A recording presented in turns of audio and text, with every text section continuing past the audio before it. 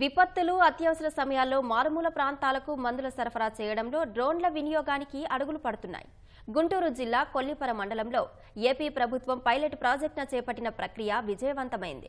మున్నంగి ప్రాథమిక ఆరోగ్య కేంద్రం నుంచి 15 కిలోమీటర్ల దూరంలోని అన్నవరపు లంక ఆయుష్మాన్ ఆరోగ్య కేంద్రానికి డ్రోన్ ద్వారా 10 కిలోల టీకాలు, మందుల కిట్ను పంపించారు.